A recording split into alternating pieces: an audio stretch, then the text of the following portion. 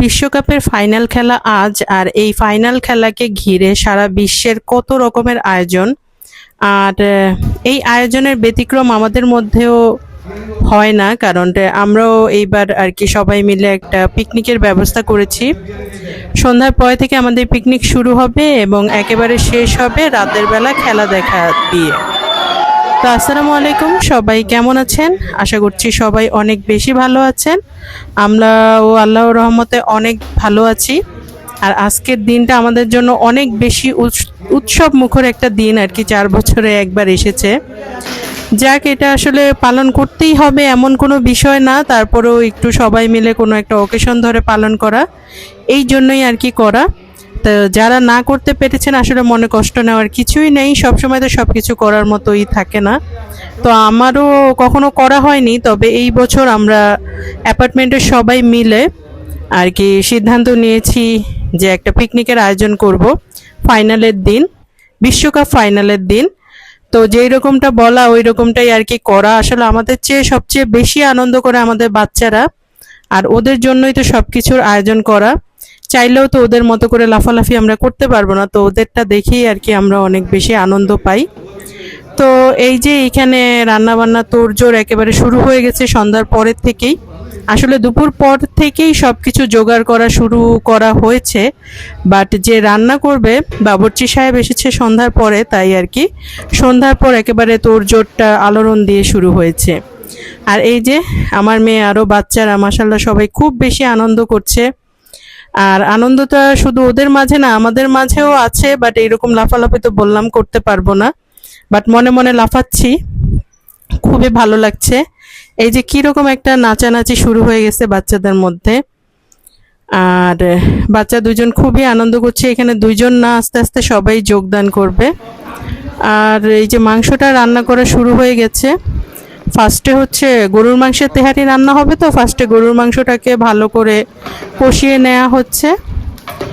এইখানে যিনি রান্না করছেন উনি খুব সুন্দরভাবে সকল মশলাপাতি পেঁয়াজ দিয়ে, তারপর আদা রসুন বাটা অনেক ব্যবহার করেছে, সাথে আছে হচ্ছে তেল, বিভিন্ন ধরনের গরম মশলা, যা যা আর কি লাগে সব কিছু দিয়ে উনি অনেক সুন্দর করে রান্না করছে। এই যে গরুর মাংস রান্না যখন শেষ হয়ে এসেছে, এখন হচ্ছে চালটাকে দমে দিতে হবে। এখানে চালটাকে খুব ভালোভাবে ধুয়ে পানি ঝরাতে রাখা হয়েছে, আর হচ্ছে মাংসটাকে তুলে রাখা হচ্ছে। এই যে চালটাকে দমে দিয়ে দেয়া হলো। আসলে ওনার রান্নার স্টাইলটা একটু আলাদা, উনি চালটাকে একটু ভেজে এখন আস্তে আস্তে করে উনি গরম পানি দিচ্ছে। এটা ভালো হলো না খারাপ হলো এটা পরবর্তীতে বোঝা যাবে, বাট আমরা তো এইভাবে রান্না করি না, ওনার একটু স্টাইলটা আলাদা। এক চুলাতে উনি চালটাকে ভেজে নিয়েছে, এখন একটু একটু করে ওই যে পাশের চুলা থেকে যে গরম পানি বসানো হয়েছে ওইখান থেকে দিচ্ছে আর নেড়ে চেড়ে দিচ্ছে, যেটা আমরা মাপ মতো একসাথে দিয়ে আবার দমে বসিয়ে দিই বা বলক আসার পর আবার দমে দেই। যাই হোক, ভালোই লাগছে, রান্নাটা খুব সুন্দর ঘ্রাণ বের হয়েছে। আর পোড়া যে কয়লার গন্ধ বা কাঠের গন্ধ বা ঘ্রাণ, এইটাতে আর কি পিকনিকের একটা বনভোজনের আনন্দ তৈরি করে দিচ্ছে। এই যে আলহামদুলিল্লাহ খুব সুন্দরভাবে তৈরি হয়ে গেল এবং সময় মতো তৈরি হয়েছে, রাত একদম কম হয়নি, প্রায় 10:30 11টা বেজে গিয়েছে। সবাই যার যার রুমে আমরা নিয়ে এসেছি, আসলে একসাথে বসে খেতে পারবো না, অনেক লোক আমার অ্যাপার্টমেন্টে, তো যে যার যার ঘরেই খাবো। আমার বাসায়ও গেস্ট এসেছে, সবাই মিলে খাবো। এই যে এরকম বক্সে এমন ছিল, আর আমি ভেবেছি এই বক্সটাতে কোনো মাংসের পিছ হয়তো পড়েনি, পরে নাড়াচাড়া করে দেখলাম না, আলহামদুলিল্লাহ সব বক্সেই তাহলে মাংস সম পরিমাণেই আছে। আর এই যে এখন একটু সার্ভ করে নিচ্ছি, ফার্স্টে আপনাদের ভাইয়াকে একটু দিয়ে দেব। আর আজকে তো আর কেউ ঘুমিয়ে পড়বো না, রাতে খেলা দেখা হবে, যদিও আগামীকালকে অফিস আছে, তারপরেও কিচ্ছু করার নেই, এইভাবেই আর কি চলছে। এই যে খাওয়া দাওয়া শুরু করা হলো এখন। ভালোই হয়েছে, বেশ ভালো হয়েছে। পোলাওটা একদম ওইরকম ঝরঝরা হয়নি, একটু মাখো মাখো টাইপের হয়েছে, খুব বেশ ভালো পরিমাণে মশলা দেয়া হয়েছে। আর মাংসটাও মোটামুটি একবারে সফট, কমও না বেশিও না, সব মিলে বেশ ভালো হয়েছে। আর হচ্ছে আজকে রাতে তো আমার তেমন রান্না বান্না ছিল না, এটা হচ্ছে আমার জন্য খুব আনন্দের বিষয়। আর হচ্ছে এখন খাওয়া দাওয়াটা শেষ করে নিচ্ছি।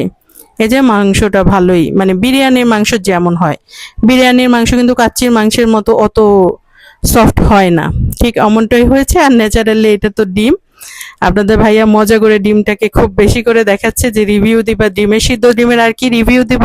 তবে হ্যাঁ, একটা রিভিউ আছে, সেটা হচ্ছে আমি বাসায় সিদ্ধ করলে কেন যেন এমন হয় না যে ওদের ডিমের ভেতরটা একেবারে হলুদ আব একদম, আমার কাছে একটু আলাদা টেস্টি লাগে, জানি না এটা আমার মনে থেকেই কিনা। যাক, সবকিছু শেষ করে এখন যাচ্ছি সবাই মিলে খেলা দেখতে। এই যে অনেকক্ষণ ধরে খেলা দেখছি, কোনো গোলই হচ্ছে না, হাড্ডাহাড্ডি লড়াই হচ্ছে দুই পক্ষে। আর এই যে এই পর্যায়ে এসে স্পেন একটা গোল দিল, যেটা একেবারেই শেষের দিকে। আর যারা ব্রাজিলের বিপক্ষে আছে, আর্জেন্টিনার বিপক্ষে আছে, সবাই বেশ খুশি। কে কোন দল ভুলে গেছে, আর্জেন্টিনার বিপক্ষে সব দলই খুব খুশি হয়েছে, সাথে আমিও, কারণ আমি তো ব্রাজিল করি, তো ওই জন্য আমার কাছেও ভালো লাগছে। যাক, এরকম নানা কারণ আছে, ওই সব কিছু কারণ মিলে এই যে ফাইনালি এখন টাইম শেষ হলো, সবার খেলা দেখাও শেষ হলো, আর খুব আনন্দ করছে।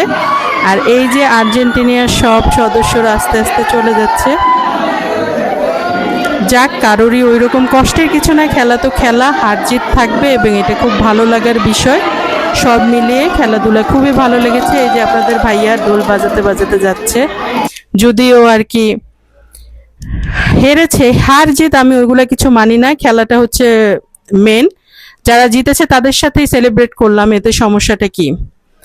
আর হচ্ছে এই যে বাচ্চাদের আনন্দটা আমি এখনো ভুলতে পারছি না, স্মৃতি হিসেবে সবটুকুই রেখে দিলাম। বাচ্চারা খুবই আনন্দ করছিল, এখানে সারা সময়টাই আনন্দ করেছে, যেটা সবসময় করা হয় না। আর আরেকটা কথা না বললেই নয়, সেটা হচ্ছে খেলাধুলাকে খেলাধুলার পর্যায়ে রাখাই হচ্ছে সবচেয়ে ভালো ব্যাপার। এটাকে কোনো শত্রুতা বা অত বেশি মনে লাগিয়ে খারাপ কিছু করা, খারাপ কিছু ঘটিয়ে ফেলা, এটা একদমই উচিত না। ভিডিওটি এই পর্যন্ত।